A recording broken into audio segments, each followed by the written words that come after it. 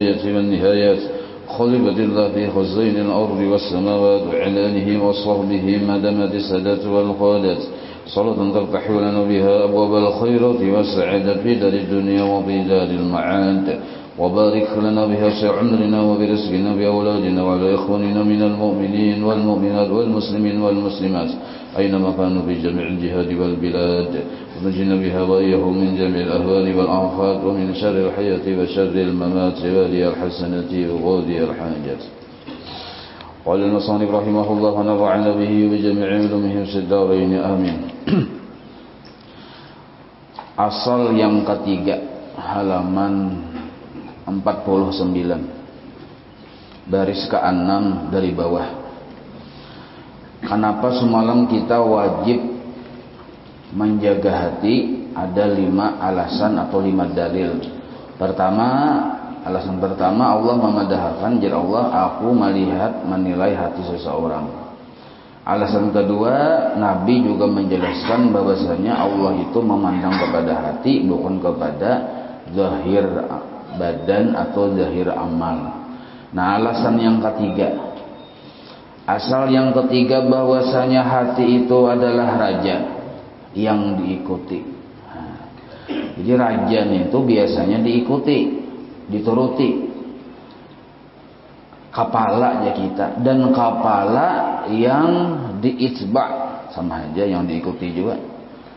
Yang diikuti, yang diitba'kan, yang diikuti, diumpati, yakni maksudnya mengikuti oleh segala anggota baginya. Tangan, betis, muntung, seluruhnya itu mengarah kepada hati. Dan apabila patut, hati patut itu baik ya kita. Apabila baik yang diikuti, maka patutlah yang mengikuti. Maksudnya baik juga yang mengikuti. Mun hatinya bagus, maka seluruh anggota tubuh pun maumpati yang bagus. Bila hatinya buruk, maka anggota tubuh pun maumpati yang buruk juga. Dan apabila istiqomah, lurus maksudnya. Apabila lurus sang raja, hati nu lurus, niscaya istiqomah juga segala rakyatnya. Nah, para rakyat itu ya anggota tubuh tadi. Jadi hati ini bila inya baik, baik anggota tubuh. Bila inya lurus, istiqomah, lurus juga anggota tubuh. Maksud istiqomah ini, hati kita tuh lurus hanya lawan Allah bahadap. Nah, istiqomah namanya. Lurus niatnya hanya mencari keridhaan Allah. Maka bila kayak itu perhatian, maka anggota tubuh pun mengikuti. Yakni baik raja. Nah, yakni baik raja, maka baik segala rakyatnya. Maka menyatakan yang demikian itu oleh barang yang diriwayatkan daripada Nabi SAW. Nah, jadi penjelasannya ada juga dalilnya, yaitu daripada Nabi SAW bahwasanya jar Nabi lah, di dalam jasad anak Adam, manusia nih, dalam tubuhnya nih tuh ada mudghah. Mudghah itu segumpal daging. Segumpal daging disebut, maksudnya hati nih, maksudnya adalah hati yang semalam yang latifah rabbaniyah tuhaniyah. Nah, tapi sebutannya segumpal daging karena segumpal daging yang di dada sebelah kiri itu berhubungan dengan yang hati yang dari Allah tadi. Maka disebut kata-katanya mudghah, tapi yang dipahami bukan mudghah itu. Disebut segumpal daging, tapi yang dituju bukan segumpal daging itu, tapi hati yang makna kedua semalam. Maka apabila baik ia, maka baiklah jasad sekaliannya. Nah, jadi hati kita semuanya terbagi dua loh, Pak. Ada hati yang segumpal daging, ini bilanya rusak tuh urusan dokter. Nah, ada yang dimaksud hati yang ruhani. Nah, ini yang dimaksud hati ruhani. Bila hati ruhani ini baik, maka baiklah sekalian jasad sekaliannya. Dan apabila binasa ia, maksudnya hati yang makna kedua nih binasa, rusak, maka binasalah jasad sekaliannya. Nah, arti jasad hanya rusak, apalagi amalnya 4 rusak juga. Kan sembahyang itu ada amal. Amal itu menggawi kan anggota tubuh nih secara zahir. Jadi amalnya rusak gara-gara hatinya rusak. Titik disitulah. Ketahui olehmu, dan yaitu hati itu apabila adalah ia membaikakan sekalian pada yang demikian itu, hati itu menjadikan pengaruh baik bagi seluruh anggota tubuh, hatinya baik, maka yaitu wajib disarap. Hati sarap itu diatur, yakni dipalingkan kepada inayah Allah. Nah, artinya dihadapkan hati kepada Allah, itu maksudnya. Amun apabila hati ini berpengaruh jasidin, karena sebagai raja berpengaruh kepada anggota tubuh, maka mau kada mau hati dihadapkan kepada Allah. Bila inya hati kada berhadap kepada Allah, kepada makhluk, kepada dunia, atau kepada dirinya sendiri, nah itu narannya kada napa, kada bujur aja kita, tak salah, gelap, berarti tak umpat juga kini anggota tubuhnya gelap. Itu satu dulu lah. Nah jadi penentuan hati, kenapa kita wajib menjaga hati? Dalil Qur'annya ada, dalil hadisnya ada, sudah lengkap di kita. Dan asal yang keempat pulang nah. Dalil yang keempat, alasan yang keempat kenapa kita wajib menjaga hati. Bahwasanya ini wajib hafal biar nih supaya mengerti. Yang pertama tadi ingatlah. Pertama kedua pelajaran subuh Selasa terdahulu. Yang pertama bahwa hati itu tempat yang diketahui, dilihati, dinilai oleh Allah. Jadi Allah tuh tahu benar kayak apa hati kita. Satu, makanya wajib kita hati itu jangan buruk. Sebab Allah tahu hati kita. Ya'lamu khinatal a'wan apa a'yan wa ma tukhfis sudur. Tahu Allah yang apa yang disimpan dalam hati kita. Nah, yang kedua, Allah itu jar Nabi menilai lawan hati, bukan menilai kepada amal dulu. Amal itu berdudi. Hati dulu, bila hati buruk, buruklah seluruh amal atau umpat-umpat. Nah yang ketiga, yang tadi, bahwa hati ini sebagai raja, jadi ikutan. Bila rajanya baik, baik juga anggota tubuh. Bila rajanya rusak, rusak juga anggota tubuh. Nah, ayo ja kayak apakah gawian bagus. Tapi kalau hatinya buruk, jadi kada bagus gawian itu. Ucapan bagus, bila hatinya buruk, jadi kada bagus ucapan itu. Nah, yang asal yang keempat, dalil keempat, bahwasanya di dalam hati itu adalah tempat penyimpanan bagi tiap-tiap jauhar yang indah-indah. Tuh tulisnya pataruhan, maksudnya penyimpanan. Jadi hati ini ujar Imam Ghazali tempat Tuhan ma'andak atau tempat penyimpanan jauhar. Jauhar itu mutiara-mutiara, permata-permata yang indah-indah. Nah, pagarang mutiara permata yang indah nih toh, yaitu fungsinya bagi penolong si hamba itu juga. Nah, jadi barakat ada sesuatu yang bernilai di hati hamba, maka hamba itu jadi bagus, jadi baik, menjadi penolong bagi si hamba. Dan setiap sesuatu yang nilainya, maknanya tinggi, maka ditakuti akan binasanya. Nah, apa aja tuh? Kita tuh berisi misalnya cincin larang benar, simpan menyimpan tuh bang, takutan hilang, takutan rusak, takutan macam-macam khawatir kita karena ini bandung sangat berharga. Nah, sama nang kayak hati, di dalamnya itu ada perkara yang tinggi nilainya. Maka setiap perkara tinggi nilainya pada tiap-tiap makna, maksud makna itu tinggi nilainya, ditakuti akan kebinasaannya. Nah, itu tambahi akan kebinasaannya. Ada depan tulisannya itu cuma pemahamannya ada. Maka ditakuti akan rusaknya. Nah, pertama dulu jasidin, nah pegadang yang mutiara dalam hati itu, yang kita tuh barakat nintuh, kita jadi bagus, jadi berharga, dan nilainya tinggi. Yang pertama, nah, di garis bawahi tulisin nomor 1, akal. Nah, yang pertama akal. Jadi manusia ini mengkada bakal kada berharga. Nah, lalu akal itu andaknya di mana? Di hati. Bila hati rusak, akal tempat rusak. Bila hati bagus, akal tempat bagus. Nah, jadi akal ini kadada orang berjual.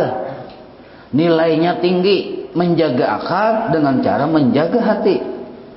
Bila hati jelek aja kita, busuk, nah maka tempat juga akal jelek dan busuk. Tapi bila hati ini mencilang, bagus, akal pun tempat mencilang dan bagus. Nah, jadi akal ini termasuk sesuatu yang makhluk Allah yang nilainya tinggi, berharga. Gara-gara sebab kita nih ada akal, ibadah kita bilainya baik, ada pahalanya. Gara-gara ada akal. Nah, coba misalnya pian bisi warik. Warik tuh kadada akalnya. Suruhnya sembahyang dilajari, seandainya bisa aja kan ada pahala. Kalau bang warik tuh ada pahalanya ini sembahyang tidak. Walaupun pas rukun syarat pian lajari sudah nya kan kau dilajari warik tuh lah. Ternyata disuruh sembahyang hari-hari, kalau bang nyembah pahala ada karena akalnya kadada. Nah, sama nang kayak manusia, mun akalnya kadada, misalnya giil, giil lah, gigilaan ya kita. Biarnya sembahyang 1000 rakaat tiap malam pada ada pahalanya orang gila.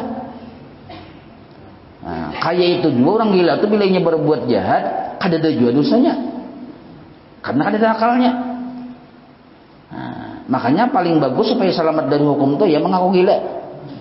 Nah, sebab kada berdosa, aslinya hukum akhirat nih kita. Cuma Allah tahu bang di berdosa kada lah. Nah, bilanya mengaku gila atau dasar bujur gila, nya kada kena hukum. Dalam hukum akhirat, menghukum dunia kada tahu kita wallahu alam lah.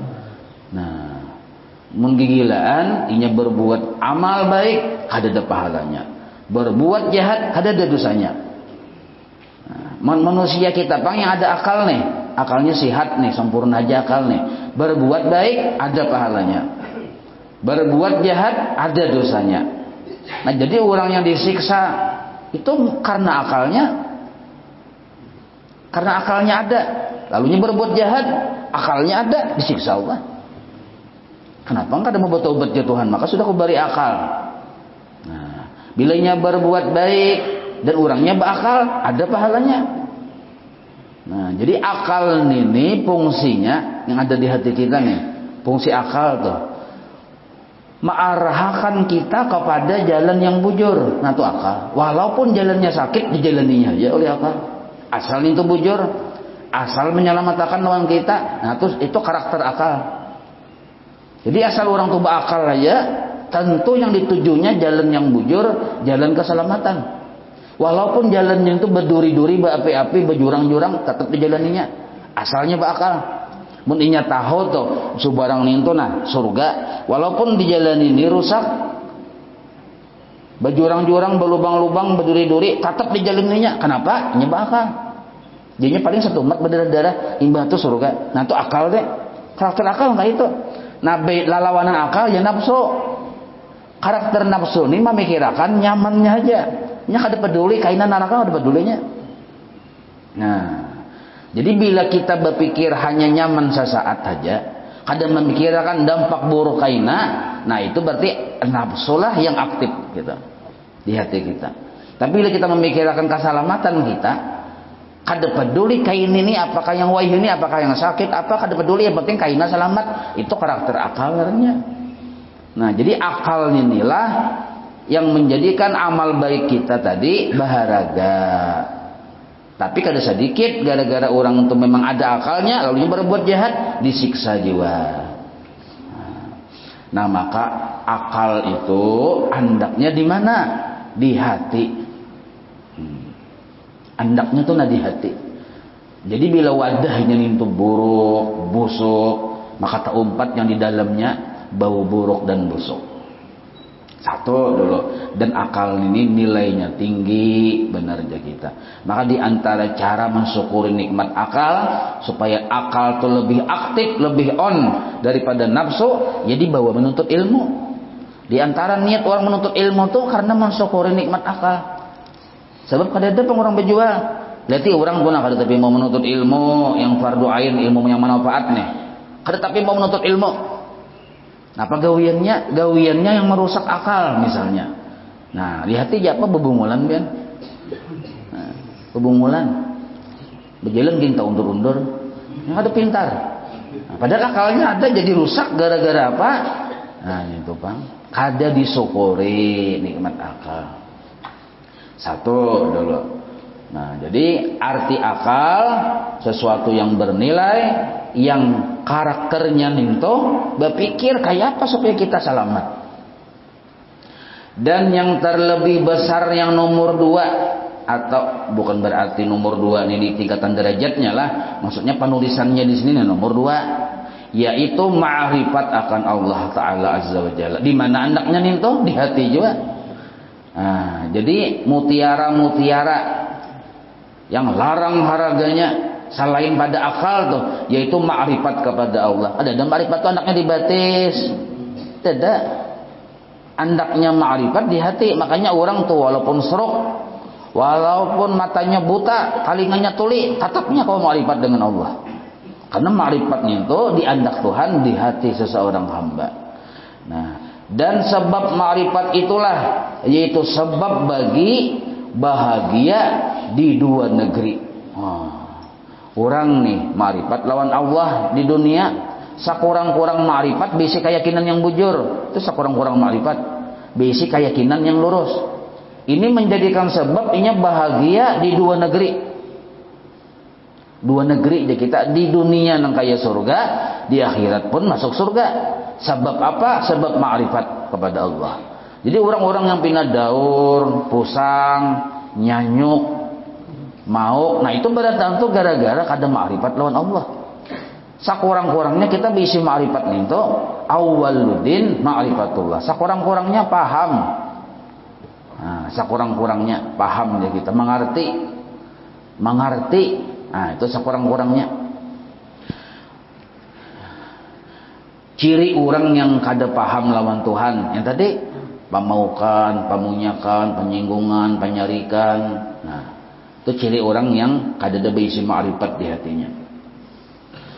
Kemudian yang ketiga, nah, garis bawahi beri nomor 3. Yang ketiga, yang benda yang sangat berharga. Nah, ini barataan anaknya di hati. Dan hati itu kita kada mengerti, wallahu alam. Urusan Allah nih tuh. Nah, benda-benda yang luar biasa diandak Tuhan di hati kita nih, kayak akal, ma'rifat. Yang ketiga pulang mata hati, itu pun benda-benda yang sifatnya yang kayak apa sebujur-bujur hakikatnya itu hanya Allah yang tahu. Nah, kita nih lemah dari mengetahui perkara yang sifatnya seperti ini. Nah, mata hati hendaknya di hati, kadang mau mata hati yang dibatis.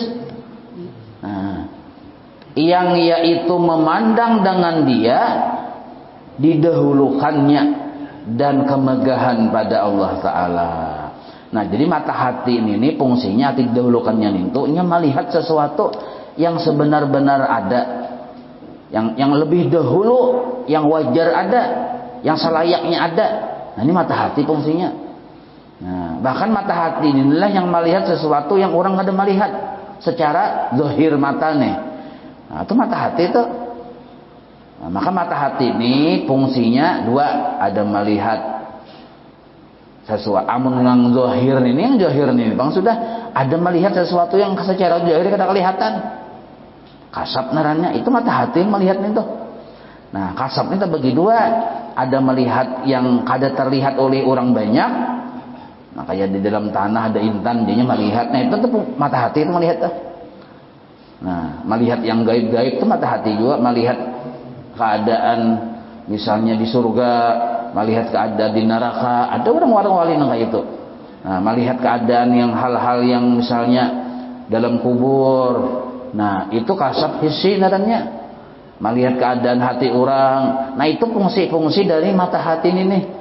Jadi bila mata hati ini terbuka, ada daya yang terdinding.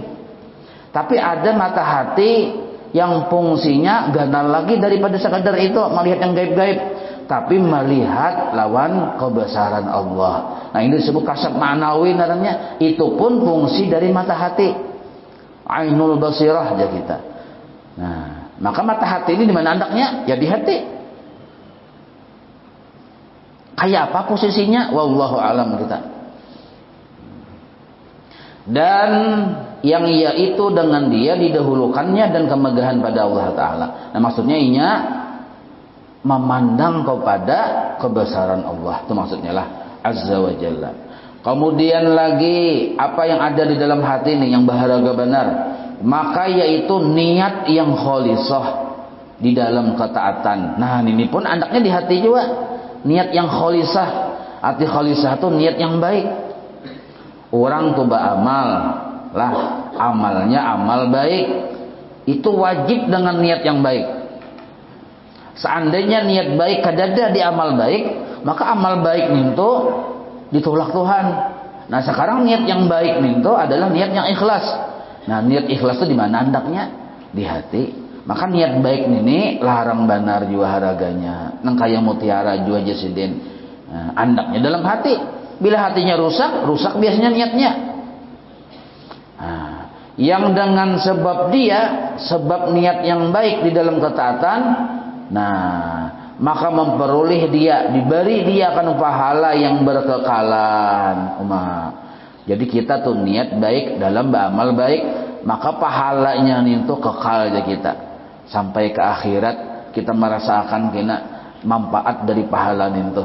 Gara-gara niatnya baik. Nah, coba niat kada baik, paling satu mat aja. Kita misalnya misal baca Yasin misalnya supaya dipuji min Tuhan. Kebetulan badiam di rumah min Tuhan misalnya. Lalu dapat pujian, cuma ingat situ aja, ingat pujian min Tuhan aja. Kada kekal merasakannya manfaat membaca surah Yasin sampai ke akhirat. Gara-gara niatnya cuma nintuh supaya min Tuhan memujinya. Nah, amun min Tuhannya tak memuji, bagus benernya untuk ini baca Yasin ya. Nah, padahal karena min Tuhan aja, ingat situ aja nya dapat pujiannya, kada sampai kepada akhirat ya kita pahalanya. Nah jadi barakat niat yang baik di dalam ketaatan, ia merasakan pahala yang berkekalan. Bahkan jar guru bahari lah, dan ini di kitab juga tulisannya ada. Amal nih, asal niatnya baik, asal ikhlas. Pertama kan pahalanya ada nih di akhirat berkekalan. Nah manfaatnya berkekalan sampai ke anak cucu. Nah, kita nyaman hidup, anak cucu nyaman juga kan? Barakat wiritan yang kita gawi kita baca dengan ikhlas. Itu maksud berkekalan. Kemudian ada lagi yang di hati yang nilainya berharga yaitu apa itu? Yaitu perkara-perkara bagai yang didapat ulum kah ilmu kah? Ilmu. Nah, ulum tuh ilmu. Nah, kayak kita paham ilmu fikih. Nah, di hati itu gawian hati itu yang menyimpan itu paham ilmu cara membaca Quran, tajwid misalnya. Paham ilmu bahasa Arab, paham ilmu macam-macam. Itu andaknya di hati juga. Nah, dan segala hikam itu ya hikmah. Nah itu pun andaknya di hati juga. Nya hikam ini hikmatani hikamun. Hikam atau hikmah itu nah. Ini beda lawan ilmu. Kalau ilmu dipelajari, barakat ilmu tadi kita amalkan, lalu kita dapat ilmu yang kedua dari Allah langsung. Ini disebut hikmah. Jadi hikmah itu ilmu dari Allah langsung. Makanya kitab hikam tuh itu oleh penulisnya mendapatkan ilmu langsung ilham dari Allah Ta'ala. Nah jadilah kitab hikam itu hikmah aja kita. Nah kalau kita ilmu ada di kitab belajar lawan guru, nah itu ilmu naranya itu pun andaknya di hati juga. Nah apalagi ilmu yang langsung datang dari Allah, barakat ilmu yang ada diamalkan. Bahasa kitanya ilmu laduni ya kita. Nah maka ilmu itu pun andaknya di hati, yang yaitu menjadi kemuliaan bagi si hamba meniada bagi ilmu. Nah kayak ilmu fardu ain, ilmu tauhid, fikih, tasawuf, ilmu fardu kifayah pulang. Inya baisi mulianya barakat ilmu itu. Apalagi nya bisi ilmu yang datang dari Allah, ilmu hikmah nih. Nama gininya mulia orang itu. Nah lalu juga yang andaknya ada di hati, apalagi nang nilainya tinggi nang kayak mutiara permata nih, yaitu sekalian parangai yang syarifah. Parangai, arti parangai itu akhlak yang syarifah. Syarifah itu yang mulia.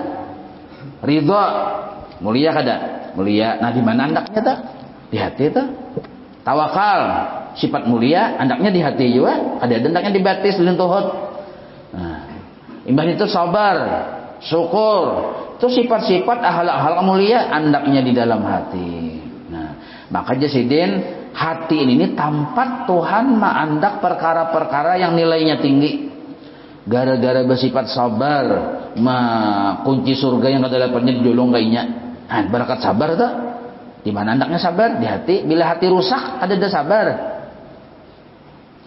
Dan segala perkara yang dipuji-puji, yang terpuji aja kita, yang sifat-sifat bagus tuh, yaitu yang dengan dia sifat yang terpuji, akhlak terpuji itu hasil kelebihan seorang hamba laki-laki nih.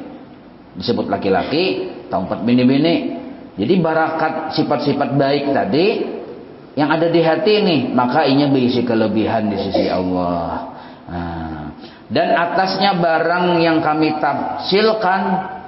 Nah, arti tafsilkan itu yang kami jelaskan dan yang kami syarahkan di dalam kitab Asrar Muamalatuddin jar Imam Ghazali. Nah, jadi kita ada pulang itu yang lebih luas lagi pembahasannya nih. Nah, tapi ini sebagian aja sih dia menulis. Maka sekaliannya itu andaknya pada hati, ya sidin. Banyak kali lagi mendesambati hati ini mewadahin itu. Tapi ini hati makna kedua lah, yang tempat mutiara-mutiara yang nilainya tinggi tadi, itu andaknya di hati, ya sidin. Dan sebenarnya lah umpamanya ini tempat nih pertaruhan, tempat penyimpanan yaitu hati, bahwa engkau peliharakan. Nah, bujuran aja sidin, tempat yang menjadi penyimpanan benda yang larang-larang ini, nah engkau peliharakan dan engkau simpunkan. Atau simpunkan tuh bujur-bujur dijaga. Nah, bujur-bujur dihadapakan ke Tuhan dan peliharakan daripada kebinasaannya. Sebab hati itu bisa binasa. Hati-hati jasidin, ini hati inilah secara garis besar terbagi 4 hati nih. Nah, yang keempat tuh yang paling buruk hatinya, yaitu hati yang mati, mautul qalbi ya kita. Nah, yang 3 nih yang paling rendah. Nah, yang paling rendah itu hati yang orang awam biasa yang masih beriman lawan Tuhan, tapi sakarat. Nah, ini paling rendah. Masih ada iman lawan Tuhan. Nah, kalau hati mati ini tuh kayak hati orang-orang yang kada percaya lawan Allah, tuh hati yang mati. Atau Islam juga inya, cuma inya munafik, ini hati yang mati. Nah, Islam aja orang sembahyang aja juga, cuma inya ada di sifat hatinya tadi itu gara-gara inya lawan Tuhan ini kadepinan tuh jauh, lalu rusak hati sampai kepada mati. Ciri mati hati, kita kadang merasa rugi bila ketinggalan satu ibadah. Nah, itu hatinya mati sudah kayak itu tuh. Kadang merasa berpala dengan adanya ibadah yang kita gawin ini. Nah itu ciri hati mati juga. Orang rame menuntut ilmu, ada bapak seorang melihat aja kada ada rasa tegara hati, kada rasa rugi. Nah ini jangan-jangan mati hati ini. Nah ini tuh. Nah, ini yang kita khawatirnya tuh. Nah ada juga hatinya kada mati, hendak kayak aku aja, hendak benar aku menuntut ilmu, rame benar, katuju benar, cuma aku kada kawal ini. Nah ini namanya hati hidup tapi masih belum mati tapi sekarat kita. Sekarat parah aja kita ini. Nah hendak kayak cuma mulai bahari sudah hendaknya sampai bercucu kada tertulak-tulak. Nah ini hati sekarat ya kita. Banyak kayak ini nih pian. Banyak hendak ini yang mayoritasnya ini hendak tapi kada kawa, bukan kada kawa mendatangi. Nah tadi hatinya tadi bang sakarat, padahal orangnya lamak mungkal, sihat, beutut awak, cakanya buka atau kado sabak kendaraan lakas sampai berarti sihat ya, tapi hatinya sakarat. Hati ini sakarat kada kawa sampai. Biar halat sebuah rumah majelis ini pada rumah seorang tuh, bila hati sakarat kada kawa kita kayak garing tempatnya hati pengemanan tuakan.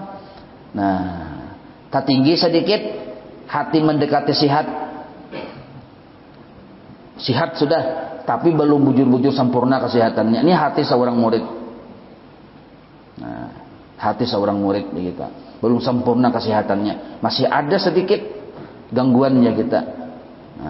Nah, hati yang bujur-bujur sempurna, hati bubuhan wali-wali Allah. Ini hati yang memancar aja kita, tarangnya kemana-mana. Hati yang ada di diri wali-wali Allah. Nah, itu kayak apa jadi itu jangan tahu kita ya kalau. Nah, itu. Cuma jelas saja sudah kita kebanyakannya hati kita ini sakarat manusia ini. Nah, ada jangan menunjuk orang di rumah kita aja masing-masing. Di rumah kita nih mana yang sakarat, pina lamak mungkal, makan guring mamam bahira. Nah, menuntut ilmu kadang mau nih hati sakarat darahnya.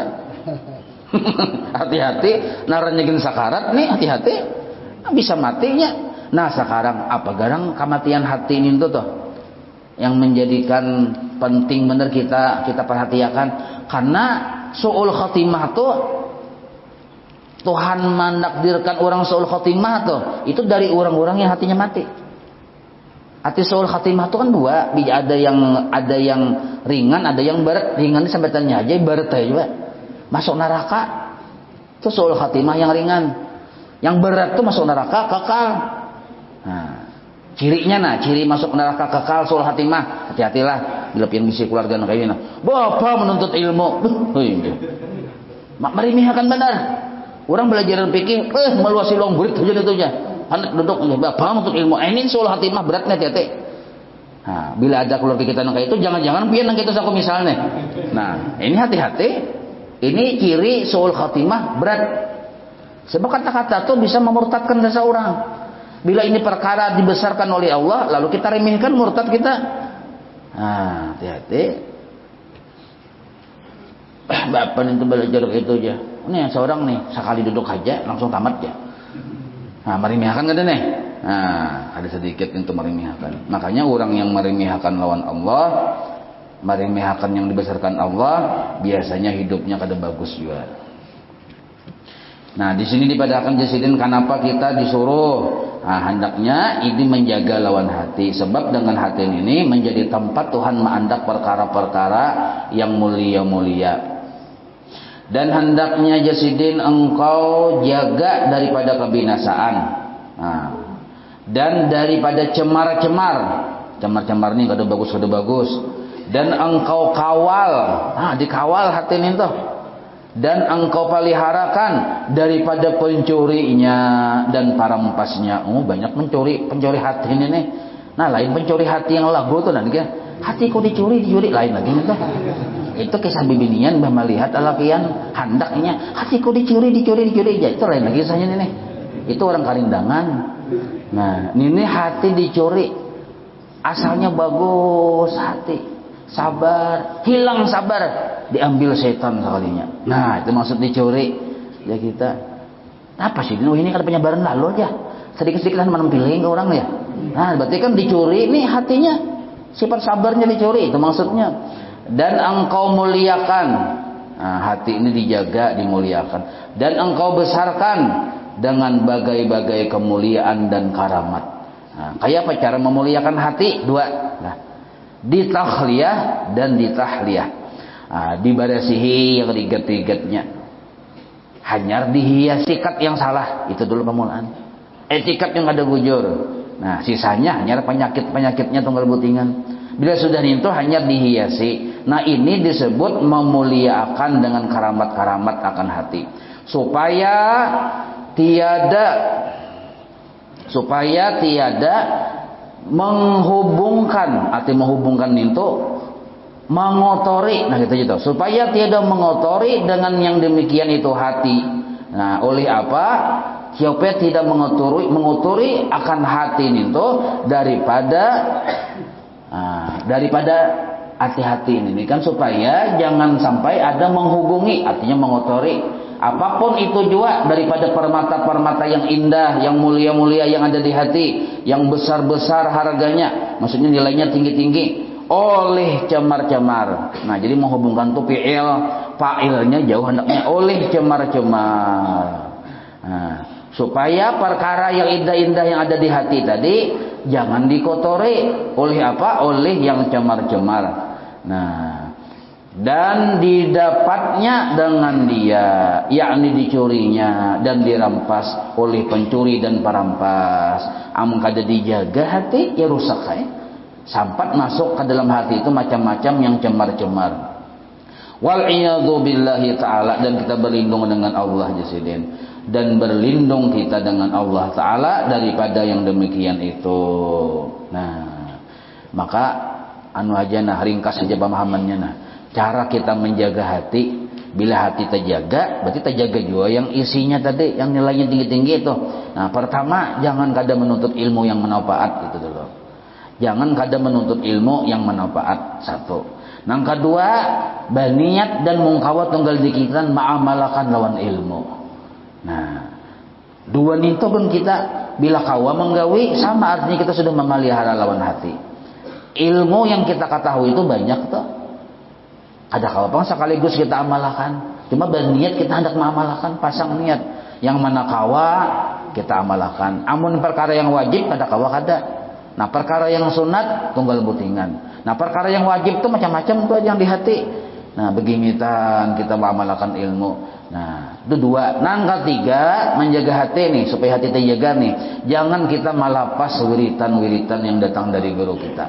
Nah, kayak ratib hadad, ratib atas, atau tariqat, atau apapun amalan. Nah, istighfar, salawat. Nah, bila itu dibaca, diamalkan istiqamah, sama artinya kita tadi minta lawan Tuhan supaya menjaga hati kita. Jangan dikira wiritan itu biasa-biasa. Nah, jadi wiritan ini yang kita baca yang pagi sore itu dalamnya kandungannya macam-macam. Di antaranya kita minta lawan Tuhan supaya Allah menjaga, membimbing lawan hati kita. Jadi orang itu membaca wirid sama artinya inya tuh berisi guru, dan gurunya tuh langsung Allah Ta'ala. Nah, sebab wiritan itu fungsinya kayak itu. Nah, misalnya orang tuh kada berisi wiritan pagi, kada wiritan paling mengopi kan wiritannya tuh. Beisukan ada kayak itu, kada bewirit. Kita kan kemarin lain pulang kemarin wiritannya jalan bareng. Kunyuk-kunyuk sanja maghrib hanya datang ke rumah. Hari-hari nang kayak itu, lihat aja rusak hatinya tuh. Kada terjaga. Kada ada yang membimbinginya. Siapa yang membimbinginya? Nafsunya sendiri. Satu, syaitan yang membimbinginya, dunia yang membimbinginya, kekawalannya yang membimbinginya. Ayo kita malam ini ke sana aja kawannya. Oh, oke. Iya. Cepat aja tuh, kenapa? Inya kawannya yang membimbinginya. Syaitan sudah bertungguan di dadanya. Imbang itu pulang nafsunya pun aktif benar, akalnya yang kada aktif. Jadi mudah benar ini dibawahi kepada perkara yang kada bermanfaat bagi kita. Apabila inya sudah dilepas oleh Allah. Nah, ciri kita masih Allah mau membimbing, muntung kita masih mau berwirid pagi dan sore. Nah, jadi kayaknya aja nah, nyawa hendak ada aja 24 jam dipelihara Allah, dijamin Allah berwirid pagi dan sore. Kita aja kadang-kadang kada berwirid pagi dan sore. Mana wiritannya aja? Nah, maka jelas pada siang sudah. Sekarang pada siang dah wiritan kita nih. Terus cari-cari lagi. Cari wiritan yang mu'tabar. Kayak tadi kata Ratibul Atas itu mu'tabar benar sudah. Arti mu'tabar itu ini bacaan bubuan wali-wali bahari. Bubuan habib-habib yang bakaramat bahari itu bacaan sidin. Kita baca, kita membakasi jejak langkah sidin. Nah, kayaknya pulang kah? Malam imam maghrib atau imam asyar atau para maghrib baca pulang ratib hadad. Nah, kayak itu.